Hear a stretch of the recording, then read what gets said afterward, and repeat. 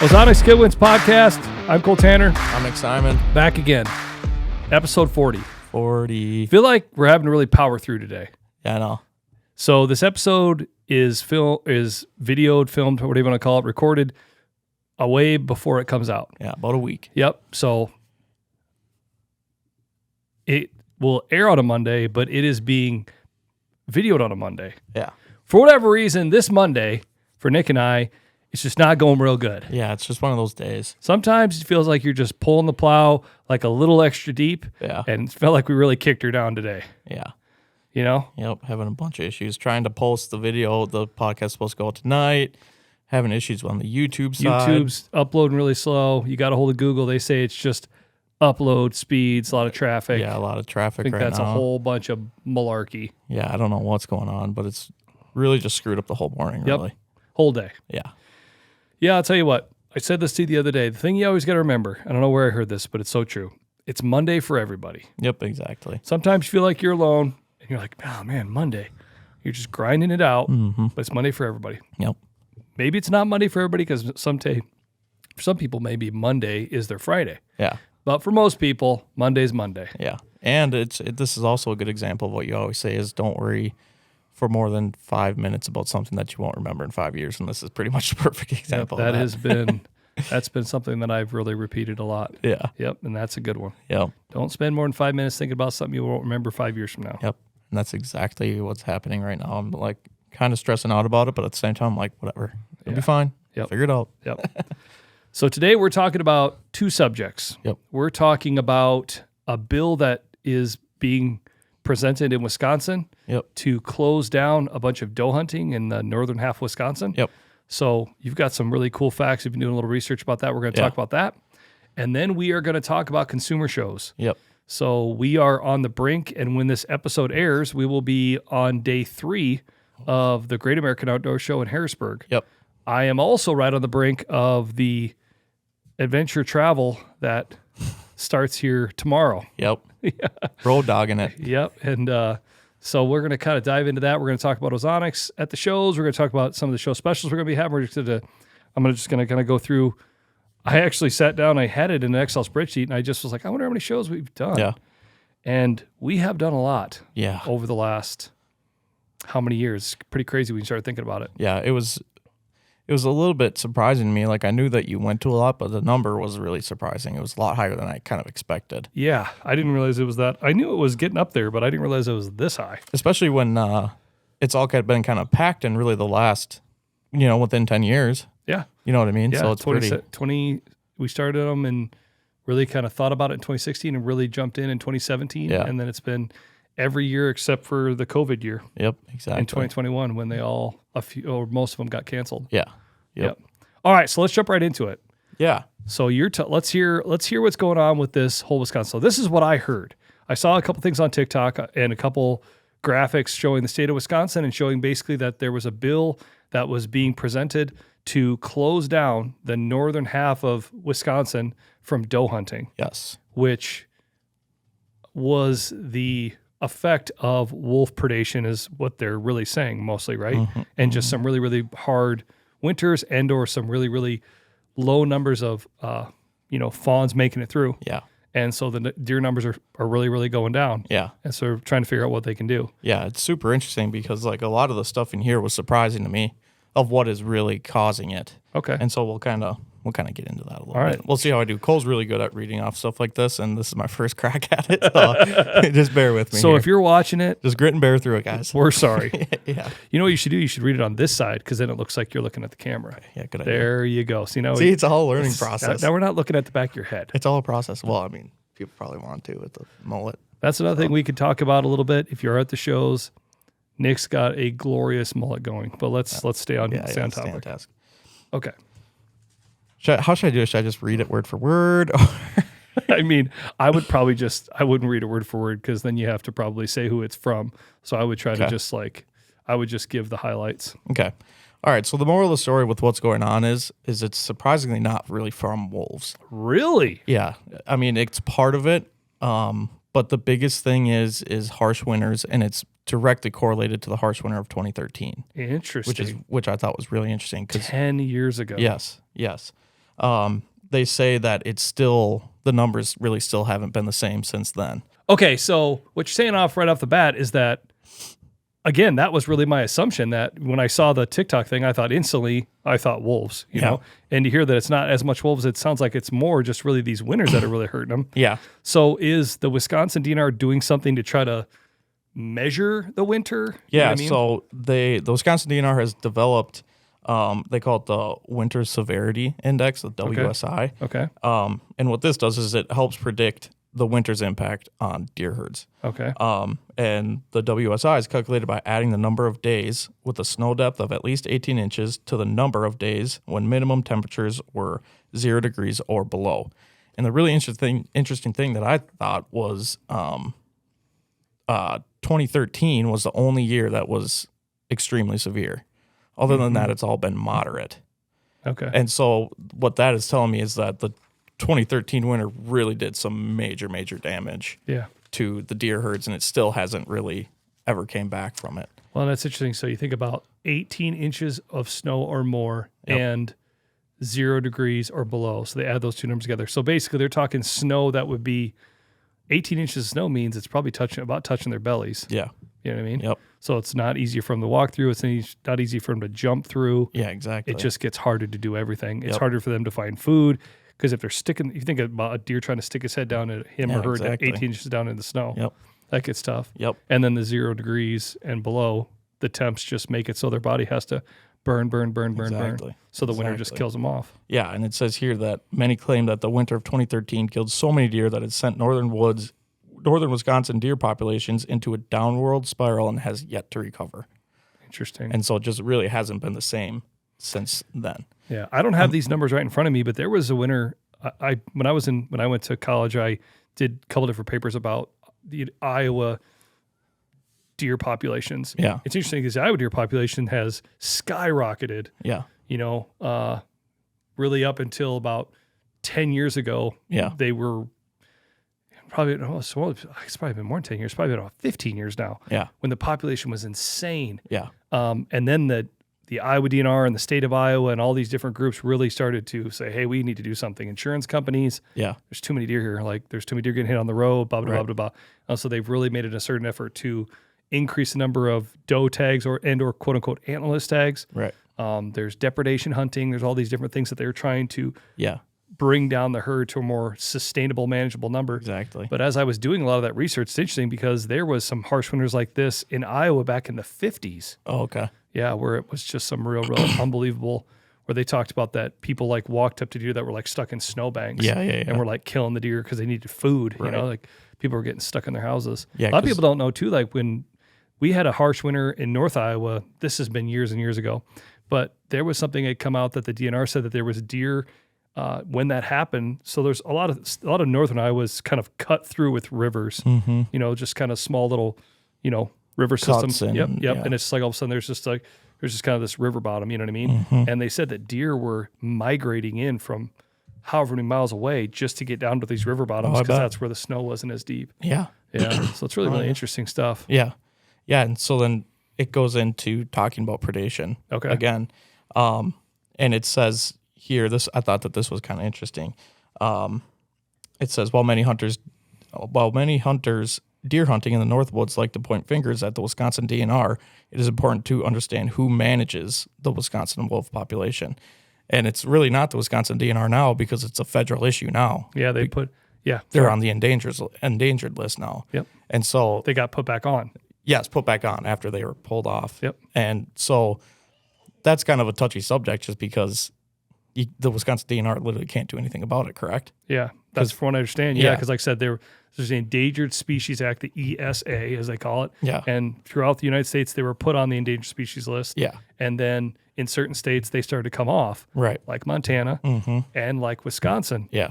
And so then for how many years they were off. Yeah. And then, the DNR, or excuse me, the Wisconsin hunting population started to do what they could do to try to, cull them back a bit. Exactly. And then, special interest groups and people that were on the opposite side of the conversation and the opinion of it, they really pushed. And then the federal government put them back on the endangered species list. And so then there you go. Yeah. And so again, it's a federal it was a judge that said, hey, knock, knock, boom, Yep. with his little gavel deal. Yep. Hey, can't do that. Yep.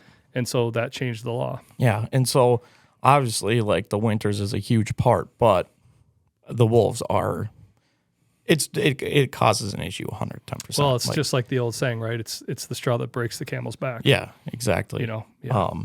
But then another predator that they talked a lot about was bears. They said that right now there's a population of 25,000 bears. 25,000 bears. 25,000. And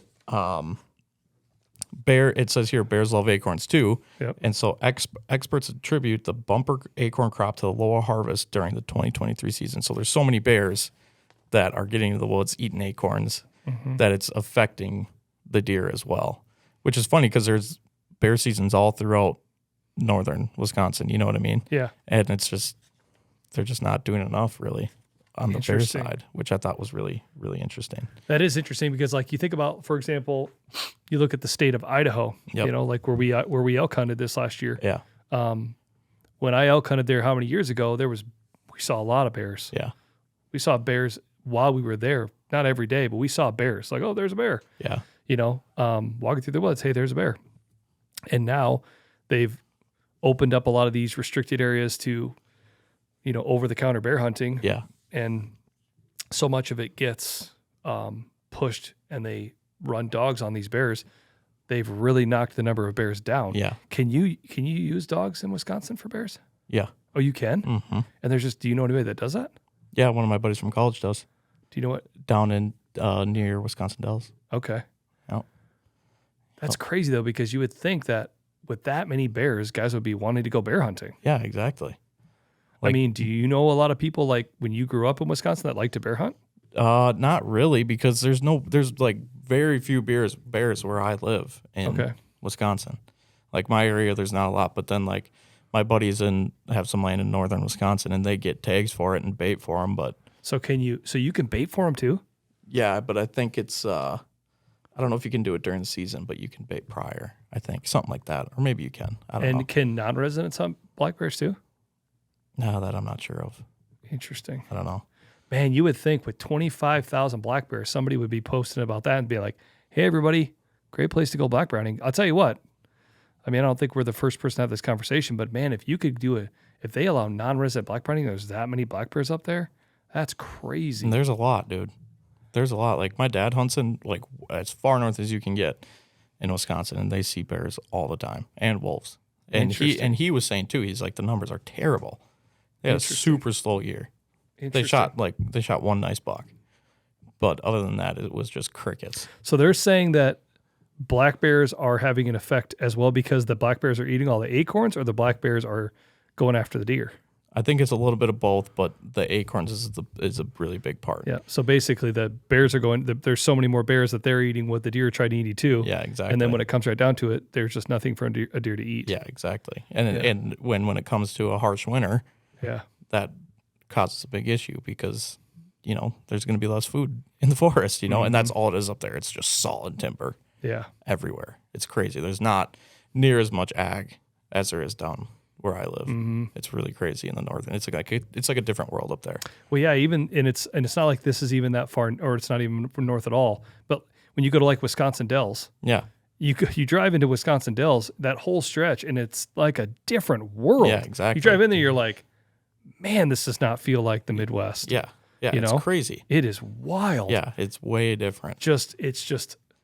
I mean, there's all these little lakes, and just everything is super steep, and it's really like up and straight up, straight down. Yeah, exactly. It's funny how like Iowa, obviously there's a lot of different, you know, land, and it changes throughout the state. Yep. But it's like same with Wisconsin, but it's just different kinds of changes. You know what I mean? Yeah. It's just interesting how, I mean, it's a neighboring state, and it differs so much. I know. It's really cool. Yeah, I'll tell you what, that is pretty crazy. It's even like I said, we're in North Iowa. When I was in my early 20s, I went up to Northwest Ontario, which sounds like it's so far away. It's really not. It's not. It's 10 hours away. Yeah. If you drive, you just jump on I-35 from Clear Lake and you go right up to Minneapolis, then you hit Duluth, and then you go over to International Falls, you're in Canada. Yeah, exactly. It's funny because if you start to draw a circle from even just, let's say, Des Moines, and you put a 12-hour circle around from the state of Iowa. Yep. You're going to Columbus, Ohio. You're going into Canada. You're going to about to Denver, Colorado, and you're going down into Texas. Yeah.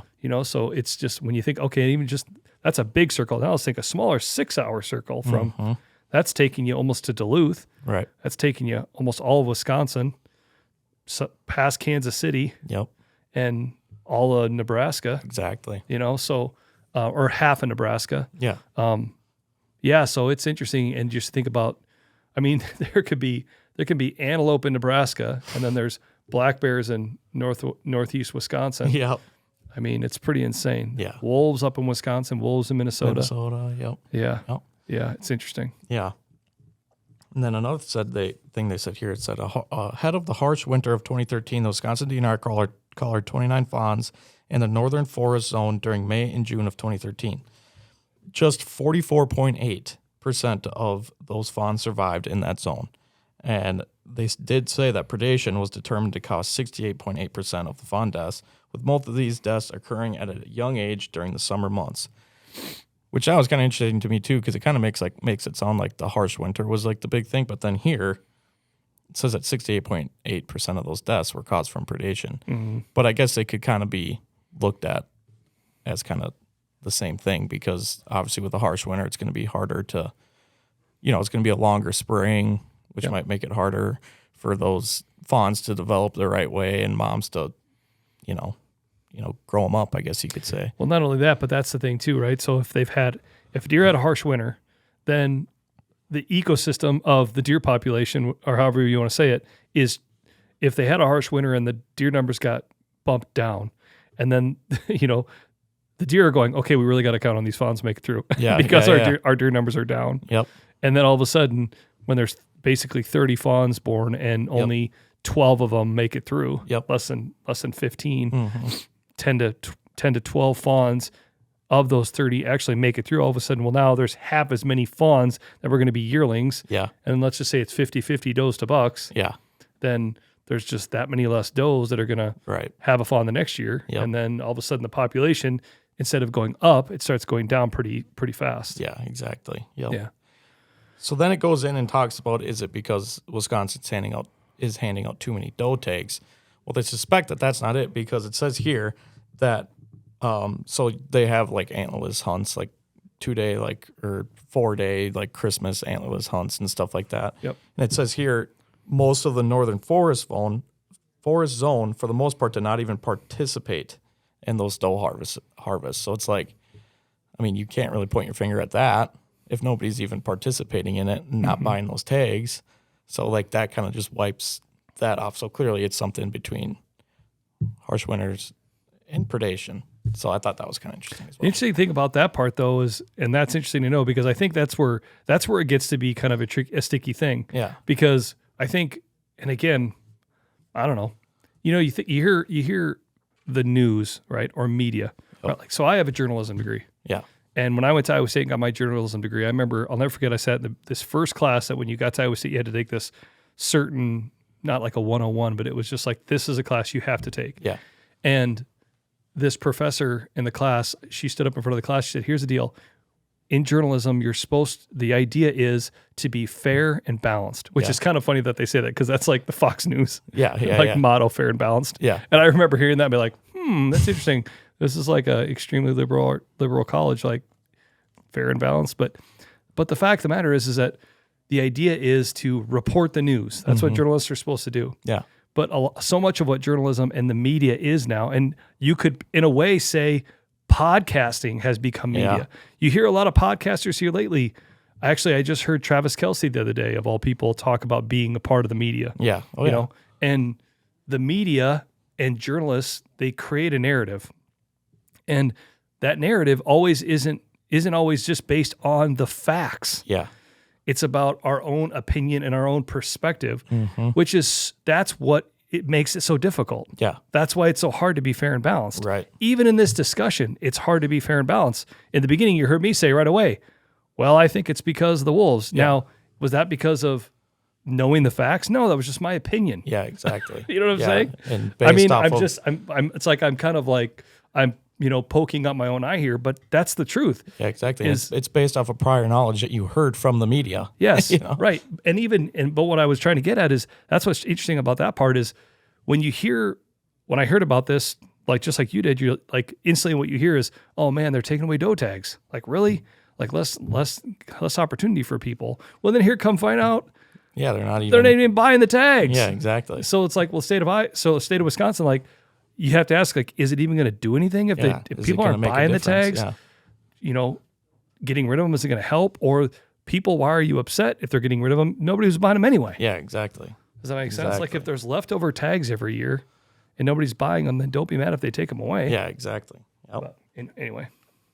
And then it shows that like since 2013, like in year like 2016 and stuff like that, out of the 5 forest zones, the majority of them did already kind of started buck only years, but it just didn't really do much. So it's it's a buck only hunting. Yeah, but it hasn't been that way for a while now. They reintroduced it back to having does again. Okay. But then I thought this was interesting. It just says like 2 different sides of people from northern Wisconsin. The one guy said a lot of areas have abundant deer. I wholeheartedly disagree with banning antlerless harvest. It will take hunters out of the woods and limit opportunity.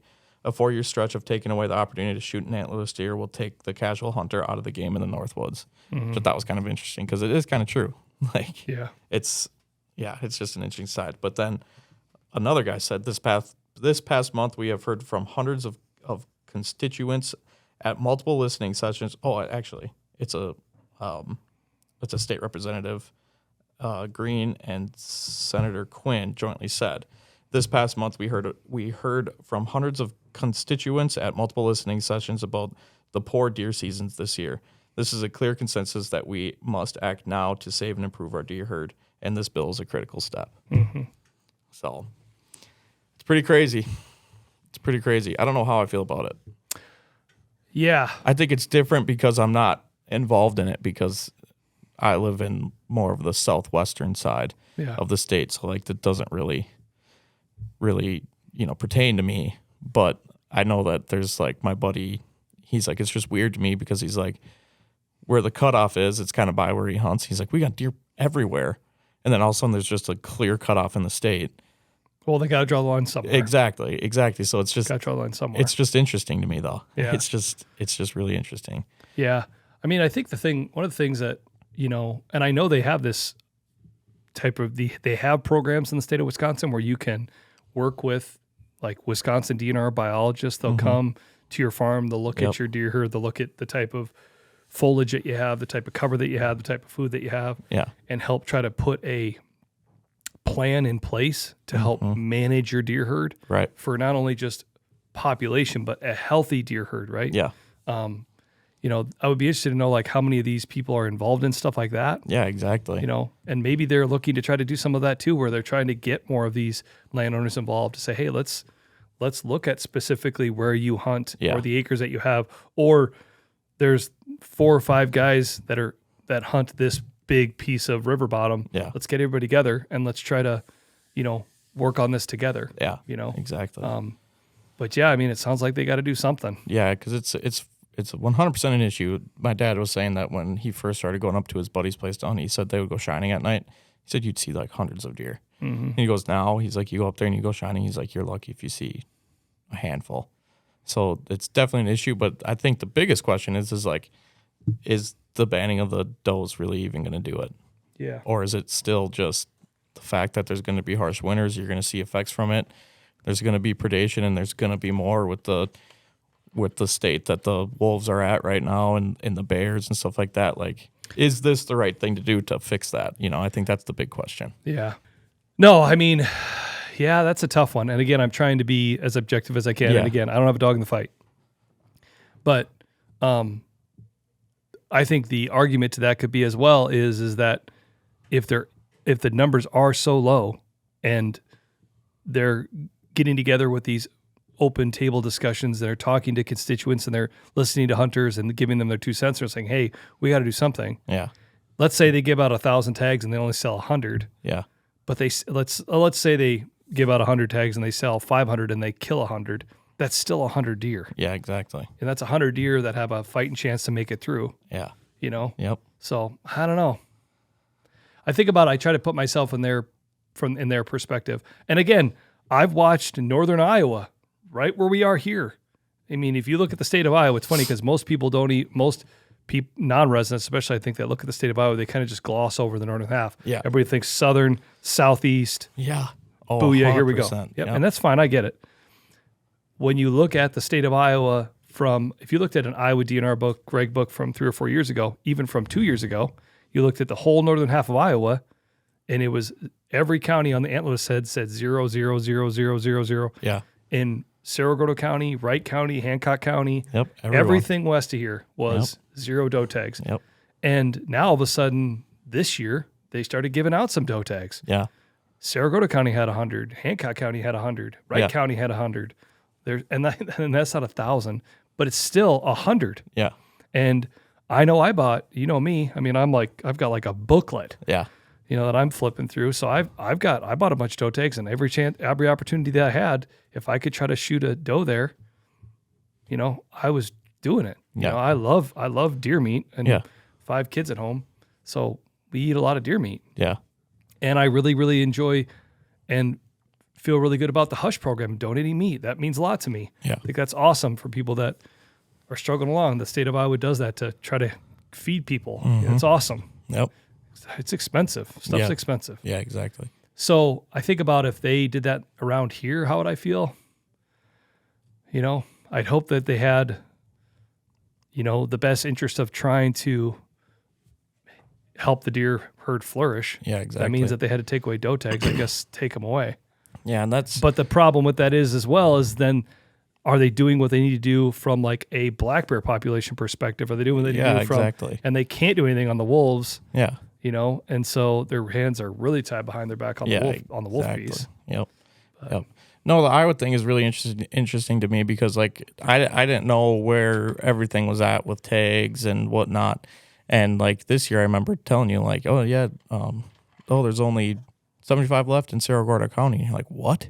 I was freaking out. You're like, what are you talking about? I didn't even look at it because it's always in the past they never even had any. Yeah, and I'm like, well, there's tags, and you're like, are you serious? He's like, it's never been like that, and I had no idea. I called my brother-in-law. Yeah. I was making calls. I was like, hey, you better get on. You better get on. Yeah. We literally woke up. I woke up in Montana. Yeah.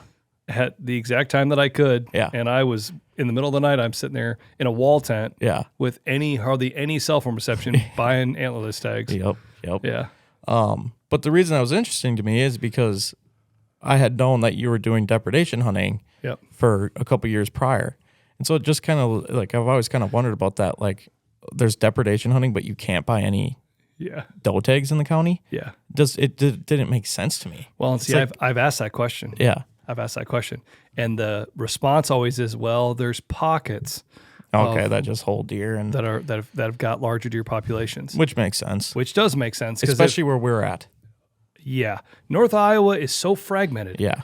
You know, I mean, I've got buddies that are in Des Moines area, and they're always like, yeah, you live in no man's land. Yeah, you drive up I-35 and there's not a tree in the whole northern half of the state is not a tree. Well, there's trees. Yeah.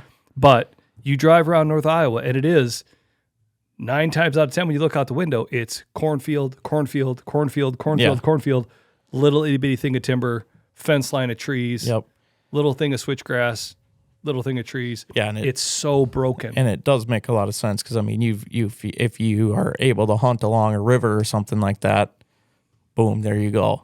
Just with how fragmented it is, if you have that land break, a river is going to be probably surrounded by some timber. Boom, all the deer are going to flock to that, which is why the depredation hunting is happening because all the deer that are out in those flats and stuff like that in the middle of nowhere, they still got to go to food and water, and those rivers can give you that. You know what I mean? Right. So that does make sense now that I think about it a little more. Yeah, and again, it's where there's just larger or river bottom or bigger tracts of timber and then there's obviously ag that butts up against it, and those farmers are getting pounded. Yeah, exactly. Yep. I mean, just like this farmer that I have permission for, he gets pounded. Yeah. I mean, he gets pounded. Yeah. But yeah, I mean, but that's the idea behind the depredation hunting and the antlerless hunting is to try to help bring the number down. Yeah. Right. Because, I mean, we've all seen it. You go out and I wish I knew the stats on this, but I feel like we've all seen this. You'll see a doe, if she's a year and a half old or a 2-year-old, 2.5-year-old, she's going to probably have one fawn. And then all of a sudden she's going to start running around with two. And sometimes you see them running around with 3. Mm-hmm. So it doesn't take long for deer to bounce back, or it doesn't take deer when there's a ton of them to make even more. Mm-hmm. You know what I'm saying? Yeah. I mean, on this depredation hunting that I've been doing, for the first how many years, I didn't even feel like I was doing anything. I mean, I was talking to the depredation biologist. I was like, I don't know if it's making a difference, because now do I think it's making a difference? Yeah, I think it is making a difference.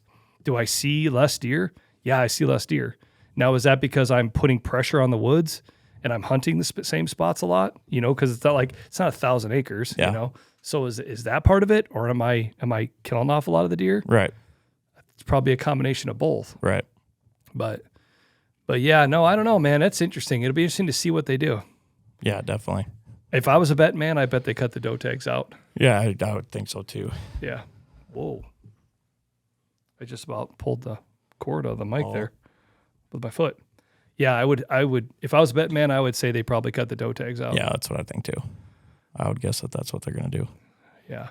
But does that make a difference? It's really interesting too to think that was 10 years ago and the numbers are still down like that. Well, the thing is it was a harsh winter and then they didn't do any changes right then and there. Yeah. You know what I mean? Mm-hmm. It was a harsh winter followed by the same amount of doe tags that were given out, same amount of hunting pressure.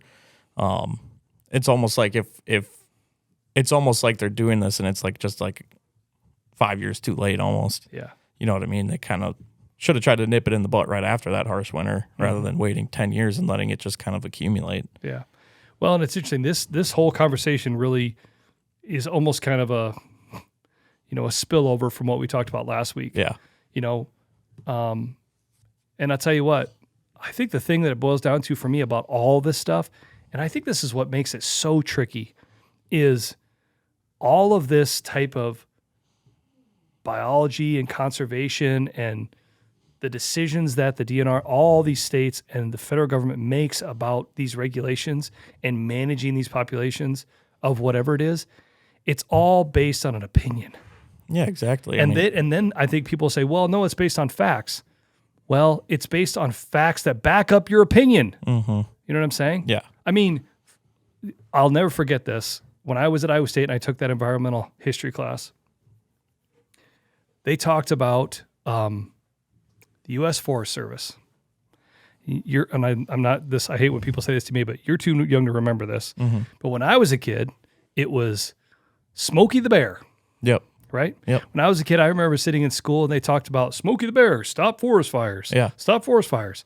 Across the United States, the U.S. Forest Service, their idea, their opinion, based on the facts at that point and what they knew was we need to stop forest fires. That's what we need to do. We need to stop them all together. Stop forest fires. That was the whole thing. Okay? Mm-hmm. I mean, do you remember ever hearing about that? Smokey the Bear? Yeah. Oh, yeah. Stop forest fires. I'm a 90s baby. Okay. Yeah. So they did. Yeah. They stopped them. Yep. They stopped forest fires. All of a sudden, the number of forest fires dropped drastically. There was this huge push. And then all of a sudden, in the 2000s, even in the, all through the 2000s, even recently, all of a sudden, they started having these forest fires. But when they had forest fires now, they were bigger. They were more powerful. Yeah. They couldn't control them. Mm-hmm. And they're like, what the heck? We've stopped forest fires. We stopped forest fires. Like, how can they be more powerful than they were before? Well, the interesting thing that they didn't know, they didn't think about, right? They had this is their opinion. This is what we need to do. Think about the forest floor, okay? Yeah. And think about the foliage and the sticks and branches and trees that fall down. That creates what, from a forester's perspective, they would look at it as fuel. Yeah. Yep. Okay?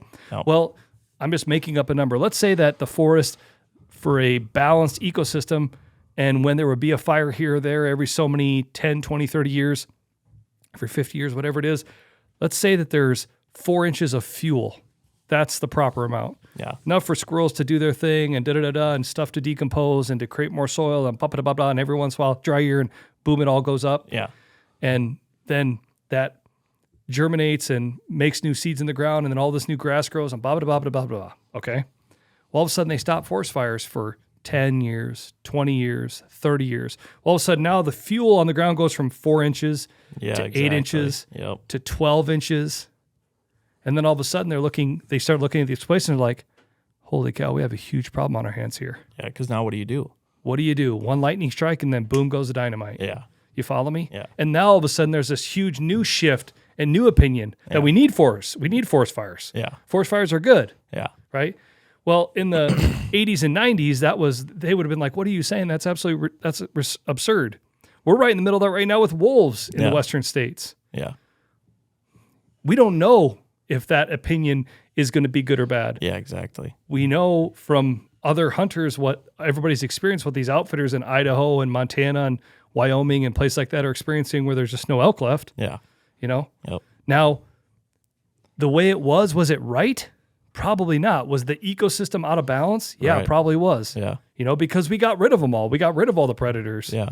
You know, so now they're trying to reintroduce them. And so we have to find this new balance. Right. But all of a sudden, 10 or 20 years from now, they might look back and go, man, we really do need to start doing something with these wolves. Yeah, We need to exactly. start shooting them, or we need to start doing something.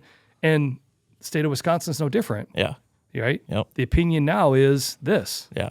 The opinion now is in the state of Iowa is let's cut down trees Yeah, exactly. because they're not native. They're junk trees, or Yeah. they weren't here in tall grass prairie. Yep. I don't know. No, it's great. I always think about It's that. an opinion. It's just an opinion. Yeah, and I always just think about how like the DNR has such a crazy job if you man, think about it, so because you're hard. constantly trying to balance extremes from both sides. They're trying to balance guys like us. Yeah. that are like, well, they probably should have stopped it 10 years ago. Yeah, exactly. You know what they should have done? I Yeah. mean, I'm driving from the back seat. You should have hit that curve. You know what I mean? Like, what are you doing? Yeah, exactly. Yeah. Yep, it's a constant. I mean, it's pretty impossible to find like a true happy medium, Yeah. especially in something that is, as diverse and how like just crazy and broad, conservation really is. Mm-hmm. Just all the things that are, involved in it. Yeah. So it's crazy to think about. It's really crazy. I think the big resounding chord on this whole discussion, though, is the fact that, across the board, whether you're talking to hunters or farmers or, just people that like being outside. Yeah. I'm trying to be very politically correct there. Yeah. We all want deer, right? So that's what we all have in common. Yeah. We all want a deer population. Yeah. We want it to be healthy. We don't want it to go down where there's no deer left. Mm-hmm. So we all have to do something. We all have to contribute. We all have to sacrifice. We all have to help try to affect change. Yeah. And I think the DNR is going, hey, this is what we need to do. Right. Sorry. I'm really sorry. Yeah. Somebody like you might not like it. Yeah. But unless we want deer here 10, 20, 30 years from now, we need to do something. Yeah, exactly. Yeah. Yep. And it might suck for the 4 years, but hopefully it is the right decision, like you're talking about before. Well, and it's interesting too, to think about how, this has happened a lot in the state of Iowa. I think deer populations are a lot more fragile than people realize. Yeah. Oh yeah. Look at EHD and all that stuff that's yeah, hit 100%. huge parts of the state of Iowa. I wouldn't say huge parts, but have hit Pretty big part. or certain parts really, really hard. Yeah. It's just wild. Well, South of Des Moines, Indianola, I know how many years ago they just got pounded. Yeah. Where guys were going out and finding $100 on a along the riverbank. You know what I mean? Just, Yeah, well- they could I knew a guy that could drive down gravel roads in the summertime. He said you could just smell it. Yeah. You just smell the dead deer. Yeah. He's like, it was just everywhere we went. It just smelled terrible. Well, yeah. And speaking about how fragile it is, can you imagine if this was a super harsh winter? Yeah. You know what I mean? Think of what the numbers would be like down there. Granted, they have a way higher population than what we have up here, probably, just given when you look at the the amount of doe tags that each county gives out down there. But 2,500 in some counties. yeah, compared to our 100. But still, though, think of the damage that could have done if we had a really, really harsh winter followed by such a tough EHD year too. Yeah. You know what I mean? Yeah. And that's where what you said about it being fragile is so true, because it just takes one weird year, and man, it can change a lot, you know. And look at Wisconsin. 1 year out of the last 20 years was, extremely severe. And look at the damage that it's doing now, Yeah. It's crazy. Yeah, and I think that's a testament too to, I think, the state of Iowa. You think about that. I mean, I'm 39 years old. Mm-hmm. When I was 18 years old, I started hunting when I was a little kid, right? Mm-hmm. And started deer hunting when I was like 10 or 11, 12, you know what I mean? And when I was in high school, you could go and get permission to go deer hunting Yeah. pretty easily, especially bow hunting, right? Yeah. Like it was just like, it wasn't a real thing. And, started, when I was bow hunting as a late teenager, and then you really could, people just kind of laughed at you because it was it's a shotgun hunting state. That's what everybody did. And now, 20 some years later, it's crazy how much it's kind of flipped. Yeah. But the interesting thing is the resounding theme from then till now is big deer in the state of Iowa. Mm-hmm. It's not like where you hear about guys talk about Illinois, well, what it used to be, what Buffalo County, Wisconsin used to be. Yep. You don't hear people say that about the state of Iowa. Yeah. You what everybody hears and what everybody sees year after year is quality deer getting harvested year Constantly. after year. And interestingly, in the last probably 10, 15 years, more hunting pressure than the state has ever seen. Yeah. For sure. Yeah. Oh, without a doubt. Dude, for sure. Yeah. There's more non-residents every year vying to get a tag in the state of Iowa than there ever has been. Yep. It used to be 4 years to get a tag in southeast zones. Now it's 5. Before you know it, it'll be 6. Yeah, exactly. Yep. Yep. It's just, and I think that's all just because how good the Iowa DNR really is. Yep, they do a good job. Well, and honestly, I would say that, but then I'd also say we've had this discussion before, but I think it's a big thing because there's no gun hunting during the rut. Yeah. It's just bow only during the rut. Everything. except for if you're doing, even early muzz is not even during the rut. It's just the fact that the whole month of October and the whole month of November is bow only. And the deer, for the most part, if they're not under 100 yards, they get away with it. Yeah, exactly. They get away with it. Yep. And most of the time, bow hunters are kind of trying to slip in and slip out, and we're not affecting it. Like, think about Minnesota. It's ridiculous. Mid-November, and it's like, guys are, here we go. Earlier than mid-November, really. Is it that? Yeah, it is, I guess. Pretty much early in Yeah, November, you're right. honestly. Because that's why Zach was. I keep forgetting. I thought it was like Zach Grimm was like mid-November, but it was first part of November. Yeah, Wisconsin's mid-November. Yeah, sorry, you're right. Yeah. Yep. So again, it just makes it different. Yeah, exactly. It just totally changes things. No, I seriously think just from if that ever changed, the state of Iowa would be like everywhere else. Oh yeah, 100%. Yeah. No, I seriously, I mean, since there would be like 3 or 4 insane years, and then it would be tough. Yeah. No, I keep saying, like, since I moved down here, it's just like you really realize how, from top to bottom, like the way Iowa DNR does their deer seasons is just awesome, I think. Mm-hmm. I think it's set up really, really good and conducive for quality deer and just quality deer as a whole, whether that be quality deer herds or quality bucks, you know what I mean? Yep. So, no, I think the Iowa DNR has got it dialed pretty good. Did they say when they're going to they have to make a decision on that stuff? I or didn't when the see bill? that anywhere. No. Yeah, legislative sessions are in right now, so that's what everybody's doing. Yeah. Be interesting to see what happens for sure. Yeah, you know what you should do is, and I would assume they do this at the Wisconsin show that we go to. It's kind of a little segue. Yeah. The Iowa DNR always has a booth at the Iowa Deer Classic. Yeah. And it's like sometimes they'll like ask a DNR officer. Yeah. And you can walk up and talk to them. Yeah. And I always have a couple things that I want to ask them. Yeah. It'd be interesting to see if Wisconsin they do that. I bet you they do. You could probably stop and talk to a guy. I bet you they do. And they'll know what's going on. Because I don't think that there's too many shows in Wisconsin. Is there? I guess I'm kind of new to the whole show scene. I mean, the Wisconsin Open Season Sportsman's Expo that used to be the Wisconsin Deer and Turkey Expo, that's kind of like the big one. Yeah. There's other like boat shows and camping shows. Yeah. But when it comes to like hunting, that's kind of the big one. Yeah. Used to be in Madison, now it's in Wisconsin Dells. Yep. But that's a good segue into our next subject. Yeah. Talking a little bit about consumer shows. Yeah. So when this episode airs, we're going to be on the 3rd day of the Harrisburg show. We're going to be right in the thick of it. Yep. Ozonics, we have been doing consumer shows for a while now. Yeah. We made a really asserted effort to start doing shows back in 2016 and then really got out on the road in 2017. Yeah. And And man, it's been a wild ride ever since when it comes to that. Yeah.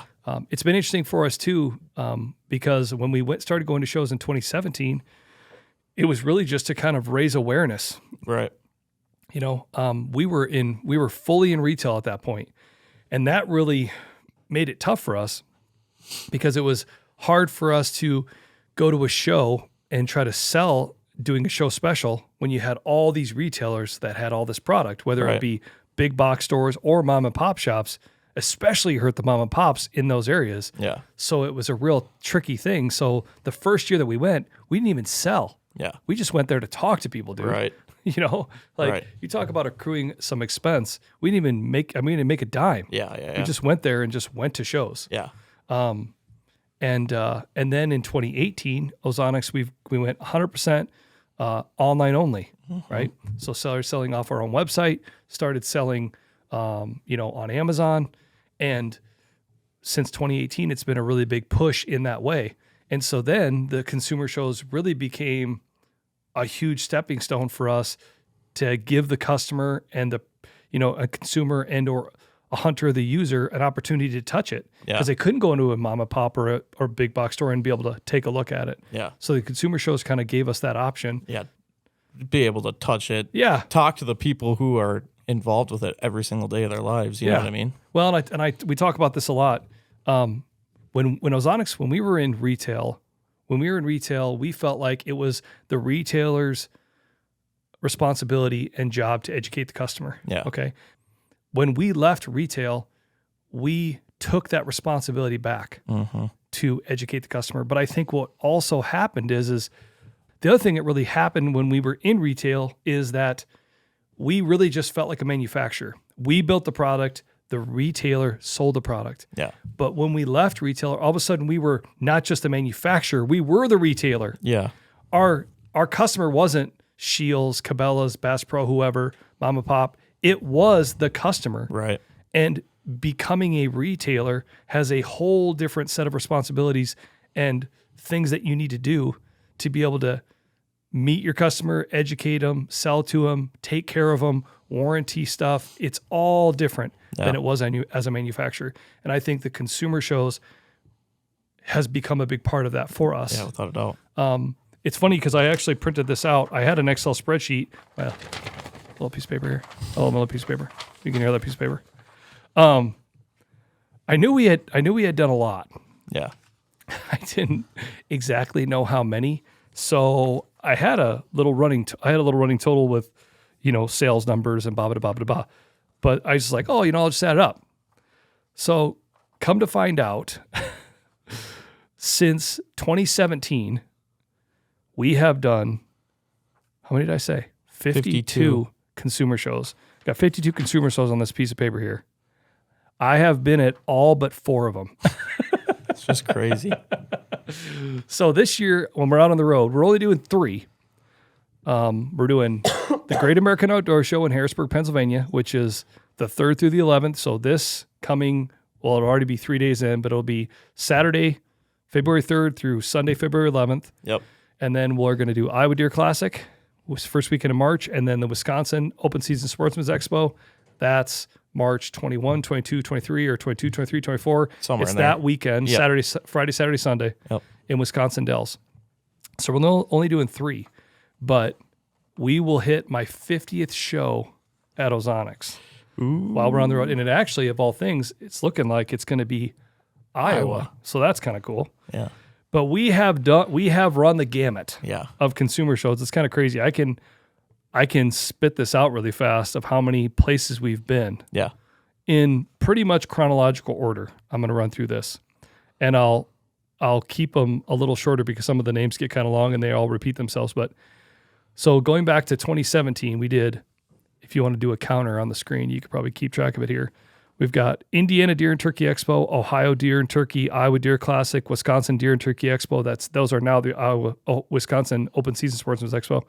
Illinois Deer and Turkey Expo, that was a show they just did 1 year, then they quit. Yorkton Sports Show in Saskatchewan, we did that. Alabama World Deer Expo, that's in the summer. Wisconsin Deer Fest, that's in the summer. And then in 2018, we did a plethora in 2018. We did Kentucky Deer and Turkey Expo, Great American Outdoor Show in Harrisburg, Michigan Deer and Turkey, Michigan, Indiana, Dixie Deer Classic, Iowa Deer Classic, Dixie Deer Classic is in North Carolina, Minnesota Deer and Turkey Expo, Ohio, Wisconsin, World Deer Expo in Alabama again, Sportsman's Channel Outdoor Fest in Houston, Florida Deer and Turkey Expo, Deer Fest in Wisconsin. Then we did the Texas Trophy Hunters, Houston, Fort Worth, San Antonio. That was all just 2018. 2019, we did a jump. Dallas Safari Club in Dallas, Great American Outdoor Show Harrisburg, NWTF in Nashville. We started doing that one. Iowa Deer Classic, Michigan Deer and Turkey, Ohio Deer and Turkey Expo in Columbus, Wisconsin. Then that was when it was still in Madison. Parkland Outdoor Show, that was the Yorkton one. Texas Trophy Hunter Extravaganza, that was in Houston. Deer Fest in Wisconsin. Texas Trophy Hunter Fort Worth, that was just 2019. Then in 2020 we started necking her down a little bit. We're still pre-COVID. Yeah.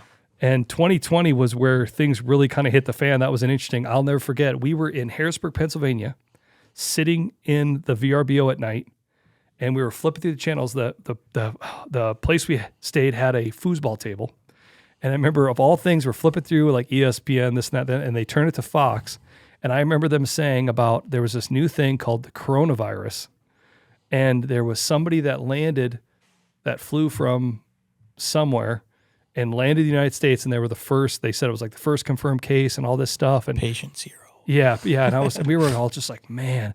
And there was a guy there who was like, oh, dude, this is going to be a big thing. We're like, okay. And sure enough, so then we go into 2020, Northeast Ohio Sportsman's Expo, that was in Ohio, New York Sportsman's Expo, Syracuse, New York, Great American Outdoor Show, Harrisburg, NWTF, Nashville, Indiana, Dixie Deer Classic, Iowa Deer Classic. We just got done with the Iowa Deer Classic. I was actually talking about COVID, and it just kept all the news, everything. You heard President Trump on the TV all the time talking about it, just kept getting worse and worse and worse and worse. And we got done at the Iowa Deer Classic. It was Bergie and Zach Miller and I, and we stayed at Zach's house. It was like apartment type deal, whatever. And I remember we got up, and that was on a Monday morning, and we were going to drive back to the office, and then they were gonna figure things out. And then a couple days after that, we were gonna go to the Minnesota show, and we went to Subway for lunch. And we go to Subway, we go up to Subway. Oh no, we went to a gas station first. We went up to the gas station. Gas station was closed. I'm like, what is going on? We go to the Subway. The Subway was open, but they had like all the tables pushed back.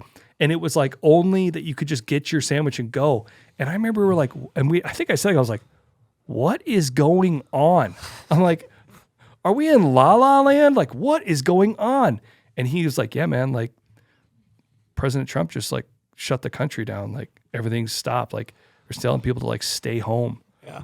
And I remember we drove back to Clear Lake, Mesa City, and there was nobody on the interstate. I mean, I was like, let's just go 100. I'm like, like, this is stupid. There's nobody out here.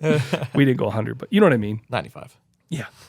And it was wild. Yeah. So then it was like, okay, well, are we going to go to Minnesota? Well, the Minnesota promoter's like, hey man, it's happening. We're going to go. Don't miss out. Like, got to be here. We talked to the state of Minnesota. We're going this and that and this and that. And we went round and round, and Bergie and Zach were out on the road setting up the shows, and then I was kind of flying in, for the show, or like that one we were all driving together or whatever. They were setting up, and then I was going to drive up there after they had set it up. And we kept talking about it, and finally, between Buddy and Scott and everybody, we decided, hey, we're just not going to do Minnesota. Let's just stop. Like, there's just too much going on. There's a lot of risk. Yeah. Like, we don't know. Nobody knows what's going on. Yeah. Well, here come find out. A lot of vendors went up there. They got set up. And somebody came in and said, like the opening night, shut it down. And they had to shut it down. Well, people already set up.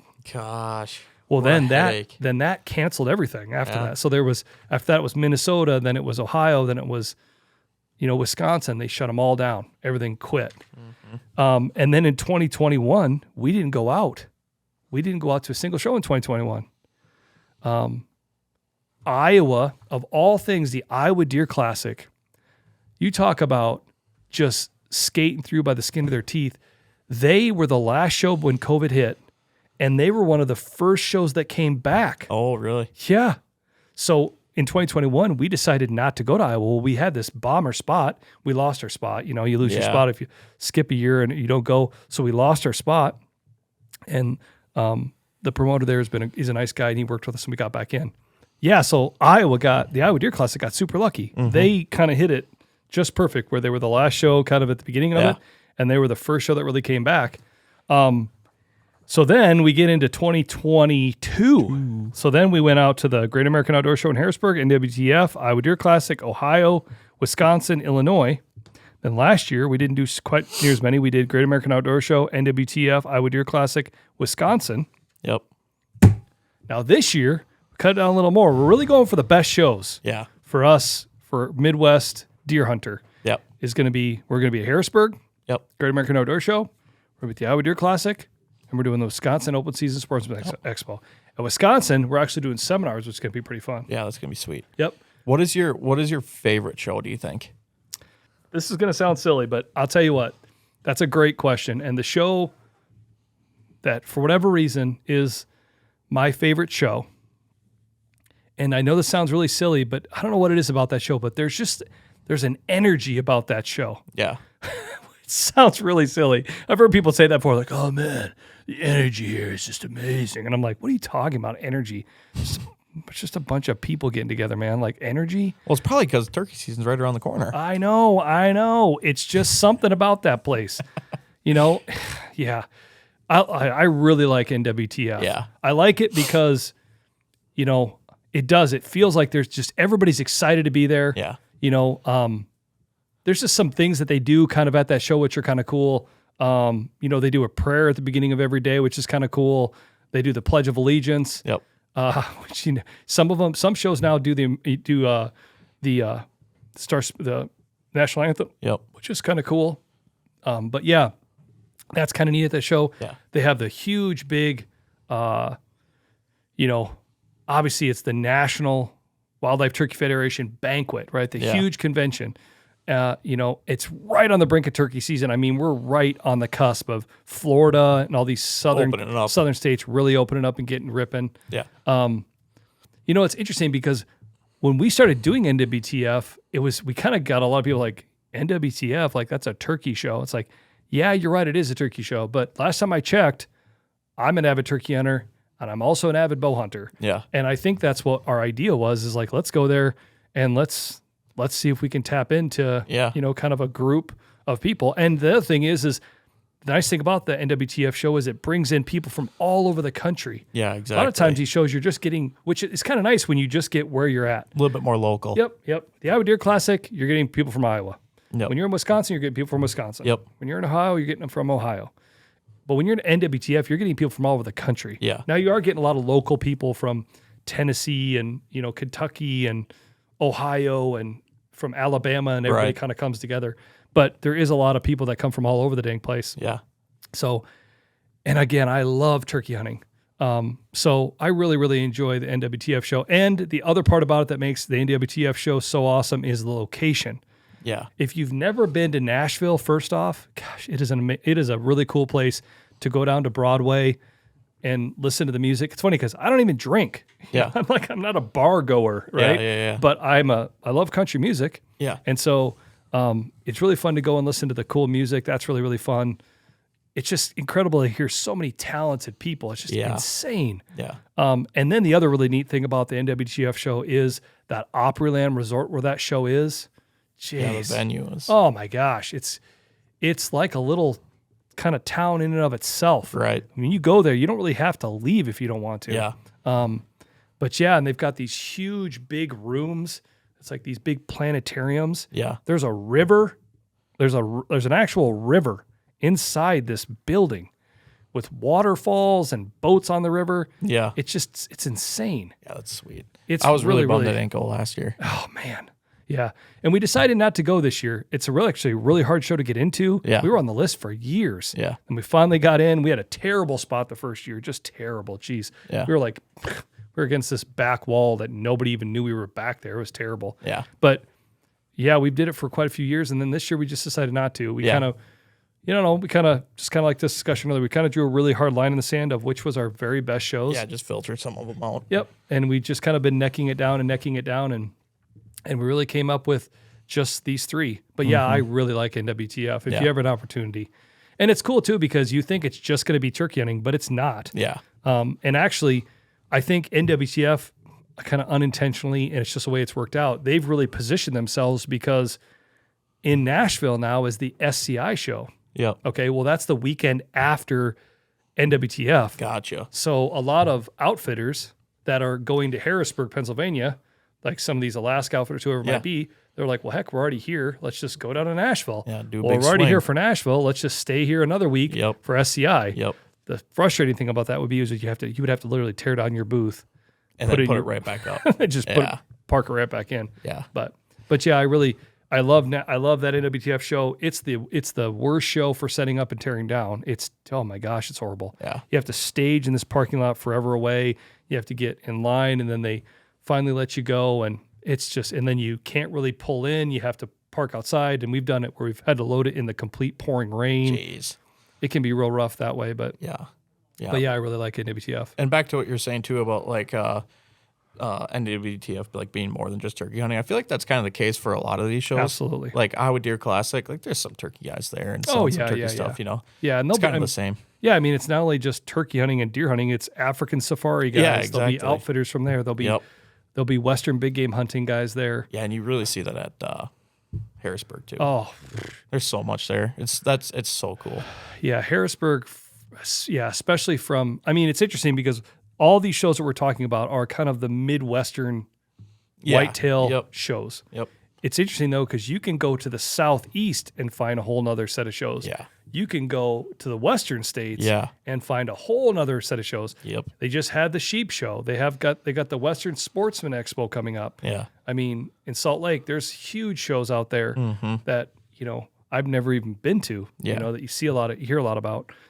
California's got a whole pile of shows. Washington. Yeah. There's a bunch of shows. It would be cool to experience like a Western one, I think. Yeah. Just to see what it's like just with you know, elk hunting, sheep hunting, like any of that stuff. I think it'd be really interesting just to see what the show is like and see like what kind of things they got there, you know. Well, yeah, I mean, the big thing you would see in a Western show right off the bat is you wouldn't see any whitetails. It'd be all mule deer. Yeah, exactly. You know, yeah, it'd be interesting. It's a lot of mule deer. It's a lot of whitetail, or a lot of mule deer, a lot of elk, a lot of sheep. Yeah, it'd be really cool. Yeah, yeah. But yeah, no, like I said, I enjoy doing the shows. Like I said, it's really our opportunity to get to talk to customers. You know, we've talked about this for a long time. I feel like, you know, I remember years ago, even before I worked at Ozonics, I would drive to Rochester, Minnesota, an hour and 45 minutes away to go get my bow worked on. Yeah. Okay. I would drive an hour and 45 minutes, and that's where I would go to get my bow worked on. That's just what I did. You know, I drove that far because that was a shop that I went to because I trusted the guys that went in there. I liked the guys. Yeah. I liked the guys that worked on my bow, and they did a good job. And they built a relationship with me. Right. And I think for me, that's what we try to do at Ozonics. It's about building relationships with people. Exactly. We want them to buy Ozonics because it really, really works and it helps them. We also want them to buy because of who we are. Yeah, exactly. Because of what we stand for and standing behind our product and helping them out and taking care of them in whatever part of the journey they're at. Yep. Whether that's buying an Ozonics or refurbing an Ozonics or just having questions about how to use your Ozonics. Yeah. And I think for us, when we go to the consumer shows, that's a really great opportunity. We get to check a ton of boxes with people. Exactly. I mean, you saw it last year at Harrisburg. We see some of the same people year after year. I mean, we go to Iowa, it's even crazier. Yeah. We see people from my hometown that walk up, you know, that I usually only see at the Iowa Deer Classic. Yeah, exactly. So it's a neat thing. I really enjoy the shows. And again, the other big thing for us at the shows is we're running some awesome show specials. Yeah. Like I said, we'll be doing Harrisburg, we'll be doing Iowa, and we'll be doing Wisconsin. We're going to be running the HR 500 for $350, the HR 230 for $225. Yep. We're going to be doing batteries 20% off and accessories 25% off. Awesome. Yep. So, and again, I know it sounds like a broken record because I say this 1,000 times at the shows. It's a show special, meaning it's a show special. Yeah. So if you have an opportunity, you're in that Harrisburg area, from whatever surrounding states, and you're looking for something to do, Come on down. come on down. But don't call us the next week and say, hey, give me the show special. It don't work like that. No. Yeah, it's a show special. Show. Emphasis on the show. Yeah, we have a ton of people that call, hey, man, I had a buddy that was there and got it. Can we do the show special? No, man, we're going to be at Iowa next weekend. Yeah, exactly. So it's just part of it. But Yep. yeah, it's a show special. So that's going to be good. And again, it's fun to get on the road and get a chance to talk to people. Yeah, exactly. And it's just wild to think that be my 50th show. I just keep thinking about like setting up and tearing down that many times. So I feel like that's a part that like, regardless of who you're with, when you're doing it, I just feel like you kind of just dread that part a little bit. It's like, God, I just want to get this done. You know what I mean? And to be doing that 50 times, like, whoa, it's crazy. Well, not only that, but it's crazy to think about how the way we set up and tear down the shows have changed. Yeah. Oh my goodness, it's crazy to think about that. Mm-hmm. Oh my goodness, that's crazy. I think the one big thing I've learned about setting up and tearing down is just take your time. Yeah, exactly. You see a lot of guys that are in there and they are just like going 1,000 miles an hour. It'll get done. I joke with you. I joke with Randy. Let's just try not to break a big sweat here, because you're going to break a sweat and then you've still got 3 hours of work to do. Yeah, exactly. I think the one hard thing about our booth, it's not conducive to setting up and tearing down. Yeah. It takes a long time. Yeah, definitely. And that's the same with tearing down. I've just accepted the fact, the theme when you're setting up is don't break a sweat. Yeah. The theme when you're tearing down is we're going to be the last ones in here. Yeah. We're going to be one of the last ones. Whatever. It's unbelievable how it takes 2 or 3 days for everybody to set up. Yeah. And they'll have that place empty in 3 hours. Oh, yeah. It is just empty. It is kind of just a madhouse for a little bit. Oh, man. And we've just learned, like, just let everybody run around, do their thing. Yeah, exactly. And you got to respect everybody trying to get home and beat the weather or whatever it might be. And I get that. Mm-hmm. But I think for us, it's just like, well, let's just tear down. And then when everybody's gone, we'll just pull the van right in. Yep. But yeah, man, we've done the plethora of how we've gotten to the shows. We got these big wooden boxes at the displays in. We've put them on tops of a truck, and we had to saran wrap them to keep them waterproof. Then we pulled a trailer for a while, and then we kind of came up with the idea of, like, why don't we rent a van? Mm-hmm. So now we've really gotten into running these enterprise rent-a-vans. Yep. Like the economy vans, which those have come a long way. It's funny, the first enterprise rent-a-van I remember we rented, it didn't have crews. Because at that time, they were just used, a lot of people that rented were just using them locally. Yeah, exactly. And so the first van we rented was a Ford. It didn't have crews. Jeez. Well, then I did all this research. I figured out these Ram ProMasters. That's the ticket. Heck of a rig. Yep. High-rise, long box. And that's the other thing. The first one, the year after that, didn't have a high-rise. It was low. So you had to you were ducking, bopping your head all the time. Yeah. So then I did all this research. Ram ProMaster, they came with crews, and they came in a high-rise and a long. So then we used to be able to get them here in Mason City. Well, then Enterprise changed their rules. You could only get them from truck centers. Oh. So now I have to drive to Des Moines to get them. Yep. But yeah, it's always kind of a little bit of a circus getting the van. Yeah. So we get the van every year. So that works out. We call it the White Buffalo. Oh, yeah. Yep, the old White Buff. Oh, she's a beauty. We did a thing one year where if you... we did a thing, I don't know, it was just things to try to like have fun. We did a thing where if you got a picture of us in the White Buffalo, we would give you an Ozonics. That's hilarious, actually. Yeah, a couple people did it. Yeah. They caught us in the van. They were like, hey, let's take a picture. Oh, that's pretty funny. We were at a gas station one time and I found this porcelain like bald eagle, and it said like, "In America we trust," and the bald eagle was like, "Grr!" And we gave it away on an Instagram like live, and like, or made people like repost something, and it went crazy. It was so funny. People were like wanting this bald eagle. Oh, that's got it for awesome. like $5 at a gas station. But yeah, no, and like I said, we've hit some crazy weather over the years. A couple years ago, I drove through an absolute terrible snowstorm. Oh yeah. From basically the eastern edge of Iowa past Columbus, Ohio. That should have taken me like about 8 hours to drive that. And it took me 2 full days. Jeez. Yeah, I drove about 25 miles an hour down the interstate for a full day. Yeah. The first day I should have been able to get from Des Moines to Columbus, Ohio, I got to Champaign, Illinois And it was right at dark, and the weather was getting really bad. Yeah. I was going probably about 25, 30 until I got to Illinois, that Champaign there. I got off, got a hotel. The next day I got up, and I knew I had to get going because I'm like, geez, I got to get going. I'm not going to get there.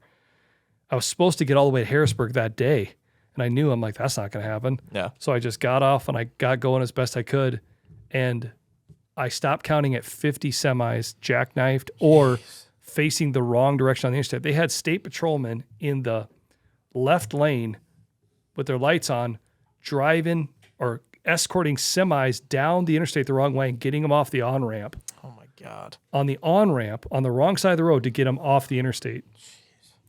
And then Randy Stoppenhagen, he didn't go to the shows with me. That he was coming later on that year. Yeah. He came and helped me later on that season. But he was so funny. He went straight into dad mode. He was calling me. He ran my headphones dead. We were talking so much. And I remember being in the van and my abs and my hand, I had my hand on the like arm thing and just feeling just the muscles of my forearm and just my abs tensed up. I was so nervous. Yeah. And he was watching road conditions and checking. I would pull over and kind of look at my phone and figured out that once I got to Columbus, Ohio, it was good south of there in like West Virginia. Mm-hmm. So I had never even been to West Virginia, I don't think. I ended up in wherever University of West Virginia is. Oh, it's a kind of funny name for it. It's something Jamestown or something like that. I don't even know, but we'll put that up on here. Wherever University of West Virginia is, that's where I ended up. And the weather got better. It just turned into rain. So then I drove.